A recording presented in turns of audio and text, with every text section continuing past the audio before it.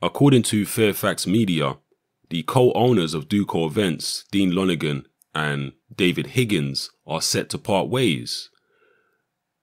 Fairfax are reporting that lawyers are already involved and the 5-year partnership between the co-owners is beyond the possibility of reconciliation. Now, for those of you who are unaware, and I can't imagine there are too many, Duco Events are the promoters of WBO heavyweight world champion Joseph Parker, who fights out of New Zealand. Parker is apparently aware of the situation and is apparently letting his family handle it.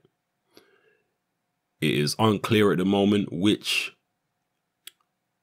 one of the co-owners Parker will side with, but they are suggesting that it may be Lonergan that Parker is siding with and that he's leaning away from Higgins. Also, Duco Events had made a deal with Top Rank where the two companies reached a co-promotional deal on Joseph Parker. Lonergan is said to be the point man of that deal, so it remains to be seen how that aspect will play out.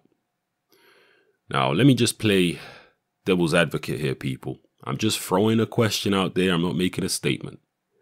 Is it possible that this situation between the co-owners of Duco Events affected Joseph Parker's performance in the ring last Saturday?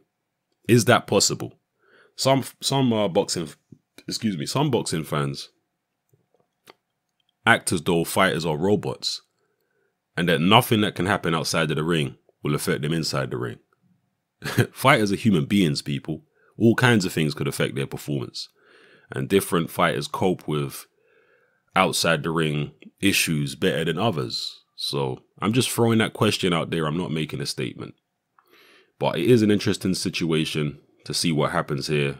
It seems like it could get messy between Lonergan and Higgins, so we'll soon find out what's going to happen. They were saying that this last fight that Joseph Parker had against Kajanu would be the last fight that Parker would have in New Zealand for quite some time. And is it because of this? Is it because of this issue between his, the co-owners of his promotional team? Or were they going to do it anyway because New Zealand is a very small country in terms of population? So they were going to branch out anyway regardless.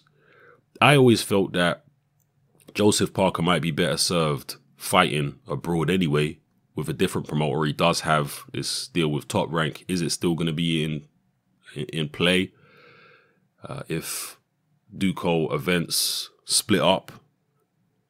We don't know. So I'm going to be watching this particular story with interest because, again, this is the WBO heavyweight world champion we're talking about here, Joseph Parker. So, yeah, anything that's going on in his career is of much interest to me. So we'll see what happens here. Drop your comments in the comment section below. It's Hatman, I'm out.